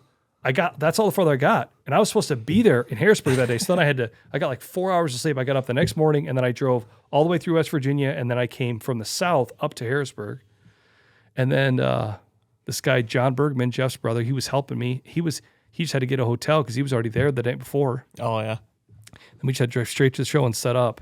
It was just crazy. Oh, yeah. But yeah, we've driven through some crummy weather. We luckily, knock on wood, it's looking really good. Yeah, looking for our real trip. good. For our trip over there. But yeah, we're gonna have a few people helping. Like I said, you and Susie will be there at Harrisburg. Yep. Jason Mears is a good buddy of ours. He's from Pennsylvania. He'll be there the second weekend. Yep. Friday, Saturday, Sunday. And then the other guy is our buddy Randy Stoppenhagen from Idaho. Yep. He's flying out. Actually, he's flying out tomorrow. Yep. And then we drive Wednesday, Thursday, set up show on Friday, work show Saturday, Sunday, Monday, Tuesday, Wednesday, Thursday, Friday, Saturday, Sunday. And then drive home Monday, Tuesday. Yep. And then you guys fly Friday and fly home Monday. A week, 10 and a half some days later on a Monday. Yep. So, yeah, it's a lot. It's a lot of balls in the air. Oh, yeah. Juggling it all. Yep. But yeah, and like I said, that Harrisburg show is insane just from just the sheer size of it. That's massive. Like Iowa, the Iowa Deer Classic is just in the Hy-Vee Hall in Des Moines, right next to Wells Fargo Arena. It's a big convention center for Des Moines. And it's basically just that whole big building. Yeah. That's what it is. They've got some exhibitors vendors out in the hallway, but it's mostly just boom. It's just one big room. They've got one room the size of the Iowa Deer Classic that's just the gun room. It's insane. Just the guns. Just it's guns. Crazy. Everything tactical, rifles, scopes. You name it. Muzzleloaders. Gun cases, gun safes. I don't crazy. care what it is. It's guns. They got it in there. Yep. Then they have a room that's just archery, which is where we fall in, right? So it'll be Lancaster archery, Ozonics, Kuyu will be in there. Tethered will be in there. Trophy line will be in there. Yep. There'll be a bunch of everything. Yeah, Decoys. Tacticam. Montana decoys in there. Tacticams in there. Yep. Trail cams. It's just boom. It's just tons of stuff. Everything. And you walk down the hall from there, they have a huge, big 3D archery range. Which is sweet. Oh, it's so awesome. Then they've got a huge, it's an arena. It's a big arena. Yep. And they have dock jumping dogs, right? Yeah. So they do that during the week, all week. Wild. Yeah. It's really funny to watch because some of the dogs are really good at it. Some of it run all the way in, then slam on the brakes and then just fall in. Yeah. So it's pretty awesome. Yeah. Then you go down the hall. Then they've got another hunting room that's more hunting apparel, more everything you think, seed companies, supplement companies, boot companies, everything you can think of. A lot of electric bikes, all sorts of cool stuff like that. Then across from that hall, they have a boat room. Loaded with just Bass boats, pontoon boats, boats, just next level boats. it's awesome. Yeah. Then they've got another hunting room. It's like a calling room. Yep. Then it's all Fox Pro and goose calls and turkey calls. And they'll have guys that are selling furs. Yep. Then they've got another room that's like outdoor living, camping, campers, log cabin stuff, Don't they got, chairs. just a straight fishing room too. Then in between all that, they have a fishing room. Yeah. That's just they bring in those huge big trailers that's like have glass walls. Yeah. And they've got the fish in there, and they have the guys that do the displays and Yeah. and they seminars, and they throw the lures and they catch the bass and stuff. Yeah. They do those. There'll be halibut outfitters from Alaska and marlin fishermen from Florida and the outfitter room is one of the craziest ones. And then after you've done all that and you're completely worn out, then they have a room that's just as big as the gun room that's just outfitters. it's huge. It's huge. It's pretty crazy. And there's taxidermists in there. Yeah. There's unbelievable taxidermy. There's always like shoulder mounted elephants. And last year there was like a buffalo that was like on like 1 foot. It was like, whoa. Yeah, like, and you could like stand underneath of it. You're like, okay, you're really big. And, replica lions and all sorts of sheep and brown bears, full-size standing brown bears. It's insane. And outfitters for every animal you can think of. Alligators, moose, pigs, Deer. elk, Turkey. everything Alaska, Fish. everything Africa. Yeah. It's just take your pick. High fence elk, no fence elk. I don't care. It's just insane. It is. It's truly Mule deer, whitetail, it's really something to see. Coos deer. It's super cool. It's just you could just walk around there and just see something new every day. Yeah. That's kind of the fun thing that we do a lot at the shows is we don't usually hardly ever get a time during the day to walk around unless you're trying to like go to the bathroom or grab some concessions and maybe just like run through a hall really fast. Yeah. But where you get time is you try to go there a little early in the morning Exactly. before the show starts. Yep. Because usually the first hour, It's a little bit slower. it's kind of slow. It's a little slow. So like a lot of times we'll just get there a half hour early and we'll just try to walk around, see what we can see. And it's nice not to fight the people and you're not getting in their way if there's a person trying to talk to a vendor, you don't want to get in the way of what they're trying to do. So you just try to kind of stay out of the way. So it's nice to do it in the morning. Yeah. But yeah, that Harrisburg show is just insane. It's really something. Yeah. It's pretty cool. And that was actually kind of funny too. That was where you and I really kind of got to hang out or meet for the first time. Yeah, because we met like maybe the week before once. Yeah, like a And week then also before. we were just together in Harrisburg for a whole week. Yeah. That was funny. Yeah. Now here we are doing a podcast. Yeah. Yeah, that was kind of funny. We kind of hit the ground running Yeah. Oh yeah. right off the bat. Yep.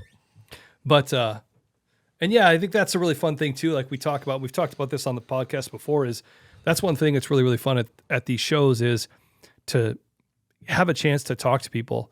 And we hear the same thing over and over and over from people. Yep. And that's what's I think really fun is when you get guys that walk up that are kind of skeptical.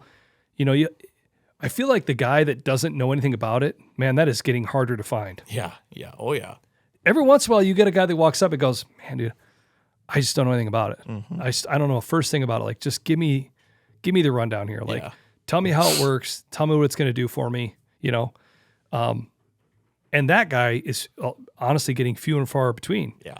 What mostly we have is guys that walk in. If they don't have one, they go, man, I got a buddy that swears by it. Yeah, exactly. That's why I'm here. Because I got a friend that just won't hunt without it. Can't hunt his way out of a paper bag, but he's shooting some big deer. Yeah, exactly. And that's what we hear more often than not is I got a buddy that swears by it. I got a buddy that swears by it. I'm here because he told me I had to come look at these. So then we get the guys that are avid users that have had them forever. Yep. And that are pulling in buddies of theirs that maybe don't have them. Or, hey man, I'm looking to upgrade.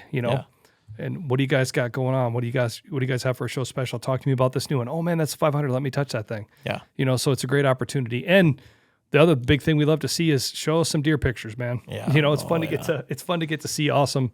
It's really, really cool when you have a guy that walks up and is like, dude, this deer was 100% directly downwind. Oh yeah. Had no idea it was there. Wouldn't have killed it otherwise. Yeah. That's pretty awesome. Yeah, that part's really fun. Yeah. And I think it was fun for you because I talked to you about that. Yeah. You know, we were trying, and what we tried to do last year, what we're going to be doing again this year at the shows is really getting that kind of real candid response. Yep. So we were trying to be all sneaky last year. We had me mic'd up, and then we had cameras kind of set in specific places. We had GoPro set up where we had that mic'd up as well, so we could, if you couldn't get the right angle, we could hopefully get it from the GoPro as angle. well. And just getting those real candid responses, because for whatever reason, and I get it, when you see the red light go on, you know, for a lot of people, it's kind of like Ricky Bobby. It's you're kind of like, shocking a little bit. what do I, you know, and you're not being yourself. Yeah. But we were kind of just like asking for forgiveness rather than permission. And most people are like, yeah, absolutely, go ahead and use it. Yeah. But we got some pretty awesome, just candid responses of what people really and how they really feel about it. Yeah. And really hoping to do more of that while we're here. Yeah, Because I think that means a lot. Because I think that's the one thing it is hard for us at the shows is people look at me when I'm there and I'm trying to talk to them about it. And they just think I'm just trying to sell to them. Yeah, exactly. And that's not the only thing I'm doing. I'm just trying to help them. Yeah. If they buy, great. Right. You know, but yeah, I think, and I'm no different when I walk into a booth and I'm looking at something. I get it. Yeah. You know, I get it. You know, and I'm always a little hesitant and cautious because I don't want to be sold to either. Yeah. Like, just talk to me. Yeah. Exactly. And I think that's the big thing that we've tried to do too. Is you know, this was said to me years ago, and I think this is so true, especially at consumer shows. I think, you know, there was a guy, I won't mention his name, but he stood and listened to us at the show one day, and he came up to me afterwards and was like, you let me know if you ever need a job. And I was like, what? He goes, you could be a heck of a car salesman. I was like, I don't want to sell cars. And he's like, yeah, no. He's like, but here's the thing. He goes, I'm going to tell you something. And I goes, this was told to me a long time ago about selling. He goes, you have to stop selling and you have to start telling. Yeah. He goes, when you stop selling to people and you just start talking to people and you help them just realize like, this is what your problem is, and this is a solution that can help solve that problem. Yeah. This is what it can do for you. This is how it's helped me. Yeah. This is how I hunt with it. Yep. He goes, when you stop selling to people and you start talking to people, he goes, man, it just really changes things. Right. And that's, I think, what we really try to do. Yeah. I don't ever want people to feel like I'm just trying to give them a sales pitch. I just want to say, hey, man, what are you doing right now? Yeah. Is what you're doing right now really working? You know? Because that's, I think, what it all comes down to. And I mean, if you come to the shows, you're going to hear me say this, and I'll say it right now. That's what I always ask is, what happens when you get deer downwind right now? What happens? And everybody says the same thing. Man, dude, what happens? Well, I get winded. Yeah. How often do you get winded? 10 out of 10 times. That's how it is. 10 out of 10 times. I go winded 10 out of 10 times. Okay. Hear what you just said. You get winded 10 out of 10 times. Are you doing some form of scent control now? Well, yeah. Okay.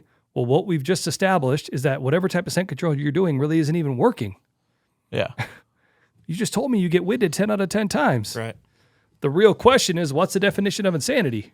Doing the same thing over and over and expecting different results. Yeah. And I know that, and again, maybe that sounds like a sales pitch, but that's the truth. Right. I'm saying, dude, all I'm telling you is that you get winded 10 out of 10 times. Do I get away with it 10 out of 10 times? No. I don't. But do I get away with it 8 out of 10 times? Do I get away with it the majority of the time? Yes. Yes, I do. Yeah. And that's because of Ozonics. Mm-hmm. And I think when you have that conversation with people, they go, crap. Mm-hmm. You know, I wasn't planning on buying that thing today. Yeah. Dude, I get it. Yep. I get it. And buy it here, don't buy it here. Like, but I'm telling you, this can change what you're doing. Right. It can shift some of this in your favor in a way that you've never done before. You know, exactly. And then and you've seen this last year, guys will walk up and they hear that and they listen to it and they go, okay, that could really help me. Mm-hmm. And then you get guys that come back the year after that and they see that light bulb go on and the wheels start to turn and then they start to use it and push it in ways that they've never pushed before when they're hunting, you know? Mm-hmm. So yeah, I don't know. It's really, the shows are fun. It's like I said, it's really hard to be away from family. Like I said, it's hard for me to pull away with my wife and 5 kids at home. But we just do it for a couple stretches, and Iowa and Wisconsin aren't so bad. Those are pretty small. It's just the fact that Harrisburg is 9 days. So long. You wouldn't think that you could put 9 days worth of people through that show, but they do. Easily. It's insane. Yeah. 9 days in a row of just constant people. Yep. It's pretty crazy. It's really crazy. Yeah. So. But yeah, so if you're in the Harrisburg area, if you're in the Iowa area, if you're in the Wisconsin area, or if you're a non-resident that drew an Iowa deer tag or looking to draw an Iowa deer tag, You see a lot of guys every year that walk around like that. That, hey, man, I drew a tag, and I just thought I'd come and check things out. Talk to the outfitter that I'm hunting with. Talk to a couple buddies or guys that I know that are going to be here, blah, blah, blah, blah, blah. Right. You see a lot of that. Oh, yeah. And I'll tell you what else looks like the Iowa Deer Classic is going to have a lot of this year. Sheds. Yeah. Every year they have a shed competition, and I'm sure this year the shed competition is going to be insane. A little stiff. Yeah. I'm excited to see that room, boy. I'm planning to enter a couple in if I get out there. Hey, you can enter them in or you can have them scored. Yeah, exactly. That's my goal. That's my goal. Again, I'm getting the it can be a 40-inch side. You don't care. Hey, I'm getting the cart in front of the horse again. That is Nick's MO. But my plan is to at least bring one shed in there. Why would you do that? Because that's what I think about your idea. Oh, great, awesome. That's how you think about all of my ideas. That's what I think about all my ideas. That's all I hear when you do that, your thing. When you do your little I'm the victim. Just whiny. I'm not.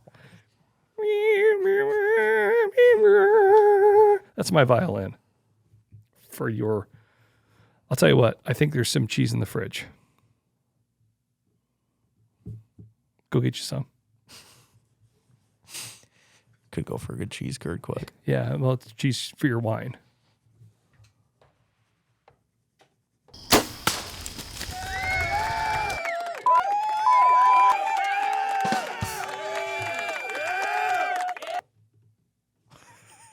I ruined that. Oh. So what's your goal at Iowa now? What are you saying? I just think it'd be cool to bring a shed down there.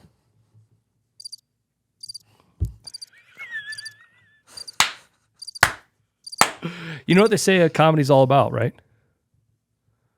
Timing.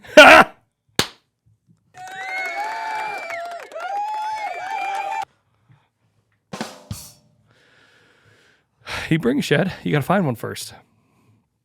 Yep. It's going to be some stiff competition, though. I'm telling you that right now, because guess what? Last time I checked, it's like 45 degrees outside, and we're in North Iowa, which means Des Moines doesn't have, there was hardly any snow left when we were there the other day. Yeah. Which means you better be out in full force trying to find a shed, or guess what? The squirrels are going to do their thing. Oh, yeah. They're already probably doing their thing. They're chomping them down right now. 100%. Yep. Yeah. This is almost a needed tornado warning again. Just saying. What? It's true. I know. I'm not disagreeing at all. It's huge. It's the right time. Boy, I'd love to get out there. Maybe I'll go tomorrow night.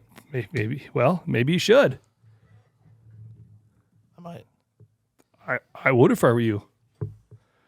For whatever reason, and you can see why when we're going to like 50 some shows here. Yeah. That usually shed season kind of is doesn't line up for me. Yeah.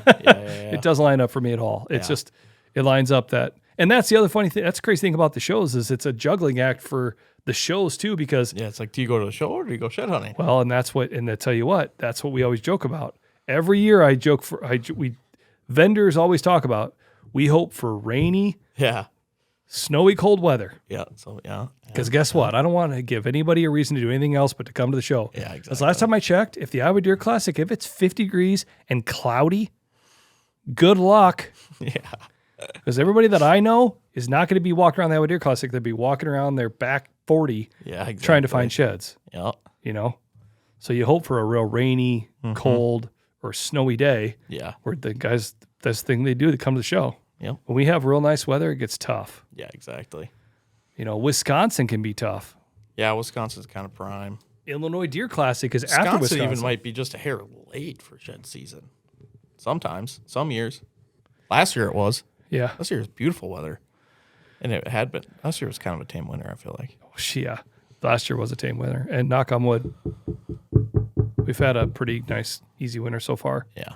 But just Mother Nature, come on. Just work with us here. Just cooperate. Just just keep it nice like this for a while longer. Just like get us into first part of April. Just first part. Maybe just so we can hear.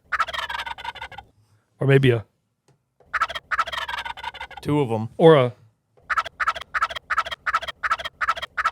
Whole wad of them up on the roost just carrying on. you know what they call that? They call that a turkey tornado.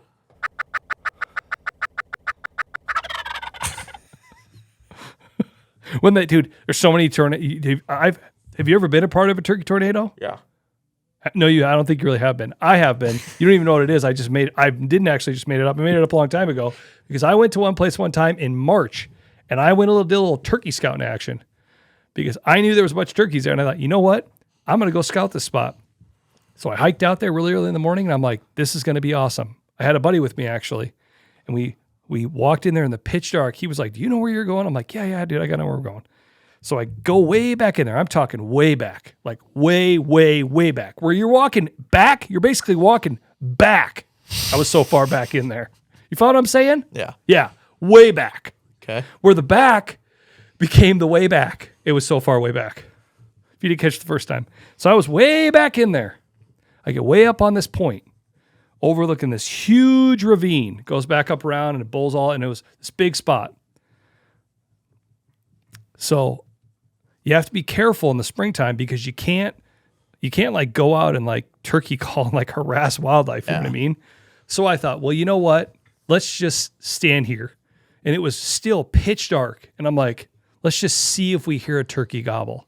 I'm not even kidding you. A turkey cocks off in front of us, like a little ways. And then another one gobbles and another one gobbles and another one gobbles. And dude, they gobbled all the way around us. By the time they got back over here, this guy gobbled again at this guy, and then it just kept going. Yeah. It was a turkey tornado. It's awesome. It was awesome. I bet.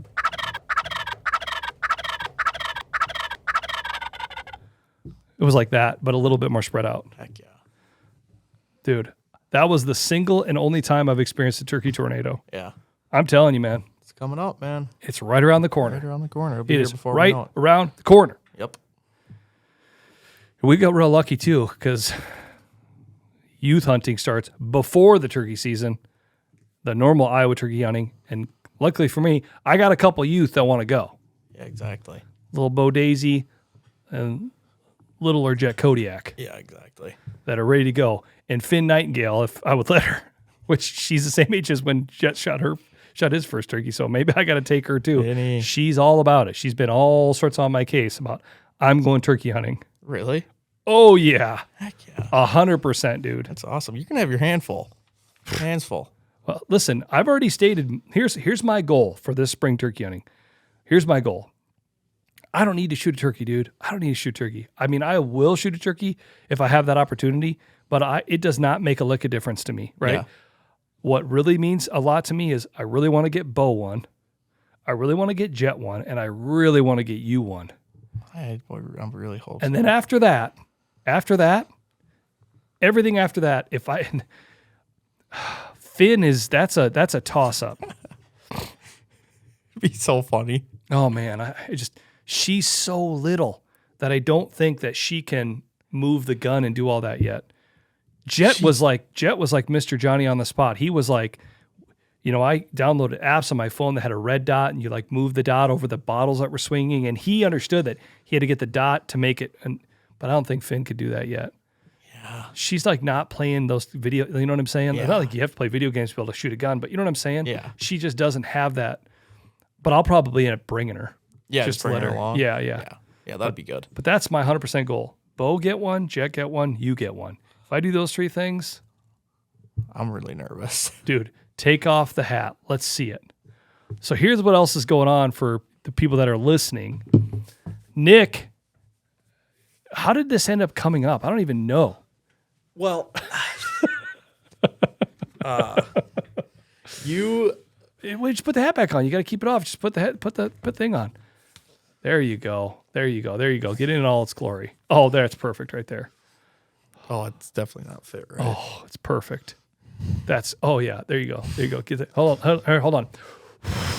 There you go. Perfect. Yep. Just get it out of your face a little bit. So I don't know how it really came about. Here, you got a real big tuft, like right there in the front. But There we go. one time we made some sort of a bet, and I totally misheard you. Oh yeah, we were driving in my truck. We were going to Elma, Yeah, and I totally dropping a deer off. I totally misheard you 100%. I'm like, yep, I'll do that. Yeah. And then you're like, are you serious? You said I think it was something along the lines of, we were talking about you growing your hair out, and you said I don't want to grow my hair out, and I said, I bet you won't grow your hair out, and you're like, yes, I will, and I said, you have to cut your hair into a mullet and grow your hair out until you shoot a turkey, and you're like, well, I'm shooting a turkey this spring, so deal, and you were like, boom, done, and I was like, done. And we even shook on it. You were like, I said, and then I knew you could probably misheard me. So I said, how about we shake on it? And you're like, yeah, let's shake on it. So we, boom, shook the hands, done. Yeah. Now look at it. Yeah, and so, but I thought that he was like, if you shoot one or something, it was something weird. It was like, if I shoot one, then you'll pay to like actually get me a nice haircut to get it all dialed in. Yeah. Didn't realize I had to grow it out all the way. But yeah, now I have to have a mullet until I kill a turkey. Which, it might not happen this year. listen, here's what I'm saying. No, you gotta just leave it. Just leave it. It's really, I hate it. Oh, it's good. It's good. It's good. It's perfect. Oh, come on. That's the best part when you do that. If you're listening to this, he shakes his head like it's blowing in the wind inside. So it's just like it's not that. No, it's not that luscious. But anyway, it is.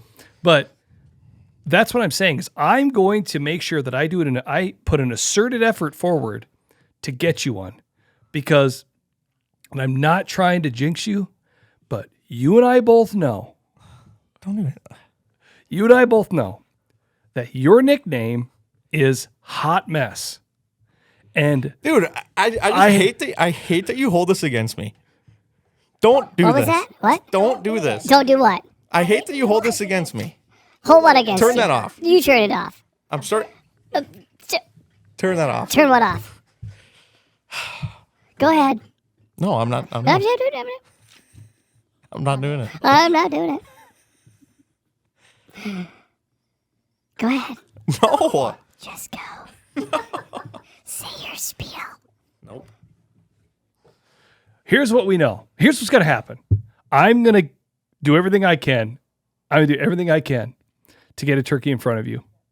And there is a chance, I don't know what percent, but there is a chance, whether that's a 50% chance, a 25% chance, a 2% chance, that the hot messness that boils inside of you is going to come out, and something's going to go wrong, and you're going to have to grow that mullet for a full another year. Can you imagine how huge that's going to be? Well, I like physically can't Yes, you because can. I have weddings and I'm in a wedding. You and I both know that if you trimmed up the front and trimmed up the side but left the back, that would look so awesome. And you shook on it, so you can't go back on it. A bet is a bet. Yep. And if you break the bet, you stand for nothing. Your word Exactly. means nothing. Yeah, I know. Yeah. You want to be that type of person? Huh? No integrity? Just making bets for no reason? Do you think Just, I'm that type of person? well, we're going to find out. We're going to find out. Aren't we? Yep. We are. Yep.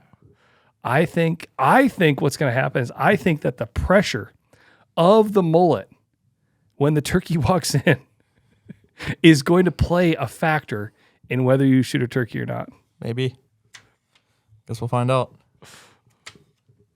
Look at you moving around. You can't even sit still. Because I hate this conversation a lot. Because he holds it against me that I get riled up. Oh, You give me so much crap for that. And I'm sorry. I love it so much. I love this stuff. This is what I live for. This is why we do it. And I get fired up. And yeah, it costs them for me. But guess what? I'm still going to do it again because I love that feeling. So sue me. Drop the mic. I'm glad you got that off your chest. This is all that I heard when you were talking.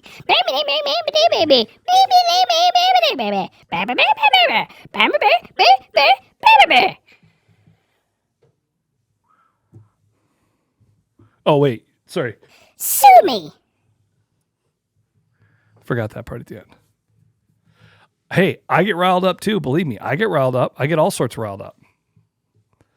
But you just take it to a whole nother level. Yeah, and you get the cart in front of the horse. That's what you do. Here's the other thing that's different between me and you. You get so many opportunities in a year. I get one, so it just multiplies it that much.